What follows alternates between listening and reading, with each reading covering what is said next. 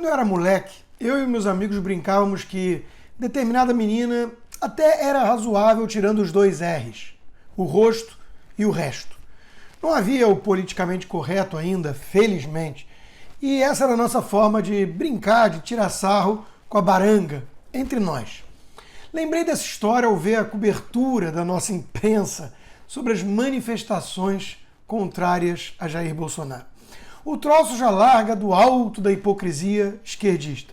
Os mesmos que chamam o presidente de genocida só por tirar a máscara em qualquer lugar e ir numa padaria, dar um mergulho, resolveram criar o conceito da aglomeração do bem, como já fizeram com o ódio do bem. A esquerda pode aglomerar, ou tentar aglomerar, pois o faz por uma causa nobre, o impeachment do genocida. Então, não espalha o vírus, pois são ícones da ciência. É palhaçada. Além disso, nós temos o de sempre nessas manifestações esquerdistas. Mortadela, muito vermelho, placas comunistas e violência. Nada parecido com as famílias de verde e amarelo em apoio ao presidente.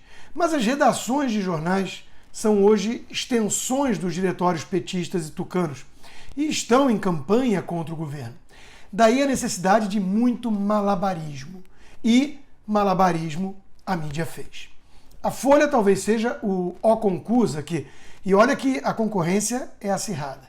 Eis o que o jornal destacou. Primeiro, agência bancária tem vidraça quebrada. Manifestantes colocam fogo em lixo durante ato contra Bolsonaro. E depois, focos de incêndio não prosperam e ato contra Bolsonaro segue pacífico em São Paulo. Eis as imagens dos manifestantes pacíficos.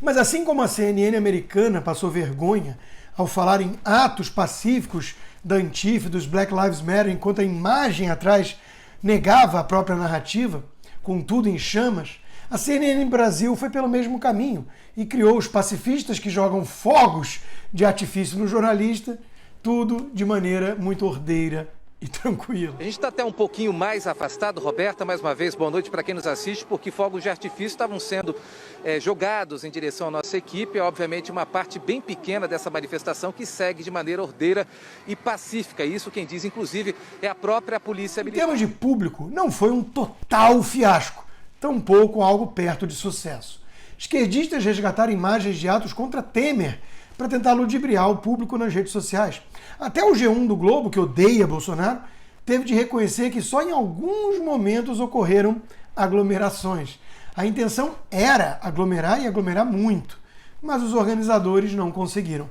Talvez por falta de mortadela, agora longe do poder e sem o imposto sindical. Tudo ali exala contradição, incoerência e hipocrisia. Querem nos fazer acreditar que é pelas vidas e pelas vacinas e que o comunismo não existe mais como uma ameaça. Aí nos deparamos com o mídia ninja, que recebe verba de Soros, destacando essa imagem das manifestações. Essa oposição está empolvorosa com a marca das 500 mil mortes. Quem está revoltado com o Bolsonaro, mas não diz um ai contra a China, não passa de um hipócrita oportunista que tenta explorar mortes numa pandemia para fins políticos. No mais, é impossível não notar o regozijo dos Corona Lovers com essa marca simbólica, numa contagem contínua. Pandeminions não conseguem esconder a excitação, é psicopatia pura. Quem tentou tirar uma casquinha política com a marca do 500 mil de mortos foi o ministro tucano do STF, o xerife Alexandre de Moraes. Momento de tristeza, dor e solidariedade aos familiares e amigos dos mais de 500 mil mortos pela Covid. Em respeito à memória das vítimas e para a proteção da saúde e vida dos brasileiros, o país precisa de união, vacinação e respeito às medidas indicadas pela ciência, escreveu. O que o Brasil precisa é de um juiz sério no STF, que não use o poder de forma arbitrária para perseguir opositores ou tente monopolizar a fala em nome da ciência. Mas os lacradores não estão conseguindo se segurar diante do apelo dessa marca e só enxergam pela frente a oportunidade de tentar desgastar o presidente. Tudo que essa gente possui são narrativas sem qualquer elo com a realidade. Luciano Trigo mostrou em sua coluna da Gazeta do Povo o abismo entre esses discursos e os fatos. Um levantamento feito pelo portal Poder 360 e publicado ontem mostra que o governo federal já gastou 557 bilhões em ações de resposta à pandemia do Covid. O valor representa 7,5% do PIB. Poucos governos no mundo gastaram tanto. Só de auxílio emergencial foram 311 bilhões de reais. Mais de 9 bilhões de reais já foram gastos na aquisição de vacinas.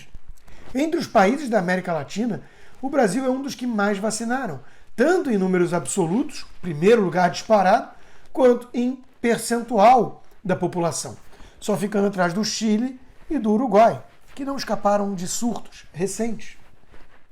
Nada disso importa, diz Trigo, na cabeça das pessoas que se aglomeraram nesse domingo nas ruas, porque, como se sabe, o vírus não circula em aglomerações do bem. O governo não só não comprou nenhuma vacina, nem gastou um centavo sequer para combater a pandemia, como também torce para que os pobres morram de Covid, especialmente se pertencerem a alguma minoria. É o triunfo da narrativa sobre a realidade, conclui Luciano Trigo. Mas o povo percebe tudo isso. O jogo sujo de humanistas como Lula e Renan Calheiros, o duplo padrão asqueroso da nossa imprensa, a demonização injusta do presidente confundido com o próprio vírus chinês em sua variante mais agressiva. Interditam o debate em nome da ciência, não permitem nem questionamentos sobre a qualidade das vacinas, ignorando que o Chile e o Uruguai, como eu disse, vacinaram muito com a Coronavac, e isso não impediu surtos recentes, enquanto que Bahrein, que vacinou metade da população, está oferecendo doses extras de Pfizer para quem tomou a Sinopharm chinesa por conta de um novo surto também. E Costa Rica não aprovou a Sinovac por falta de eficácia. Assim como nos Estados Unidos, também não há essa vacina. São os mesmos que ridicularizavam quem falasse em origem laboratorial do vírus.